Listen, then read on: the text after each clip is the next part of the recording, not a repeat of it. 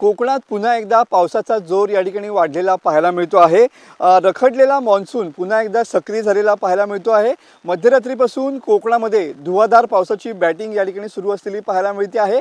रत्नागिरी जिल्ह्याचा विचार केला तर रात्रीपासूनच या ठिकाणी पावसाची संततधार या ठिकाणी सुरू असलेली पाहायला मिळते। एकंदरीतच जर बघितलं तर जिल्ह्याला हवामान विभागानं या ठिकाणी येलो अलर्ट दिलेला पाहायला मिळतो आहे। एकंदरीतच नद्यांच्या पातळीमध्ये या ठिकाणी वाढ झालेली पाहायला मिळते। तर गेल्या 24 तासामध्ये जर विचार केला तर 46 मिलीमीटर इतका पाऊस या ठिकाणी झालेला आहे। रात्रीपासूनच हा पाऊस जो आहे तो धुवाधार बरसताना पाहायला मिळतो आहे। 24 ते 28 जून दरम्यान अतिवृष्टीचा इशारा देखील हवामान विभागाने दिलेला पाहायला मिळतो आहे। तर सर्वात जास्त पाऊस हा रत्नागिरी जिल्ह्यामध्ये 91 मिलीमीटर झालेला पाहायला मिळतोय। पहाटेपासूनच उत्तर रत्नागिरी आणि दक्षिण रत्नागिरीमध्ये या ठिकाणी पावसाची संततधार सुरू आहे। आपण सध्या काजई नदीच्या तीरावरती आहोत आणि तुम्ही बघू शकता की रात्रीपासून जो पाऊस या ठिकाणी बरसतो आहे त्यामुळे सध्या नद्यांच्या पातळीत देखील वाढ झालेली पाहायला मिळते आहे।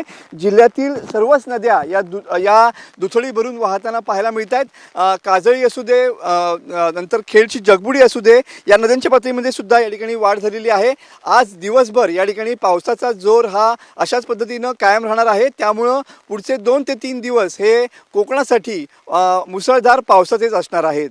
कॅमेरामन समित गजनेसह मी मनोज डेले, TV9 मराठी, रत्नागिरी।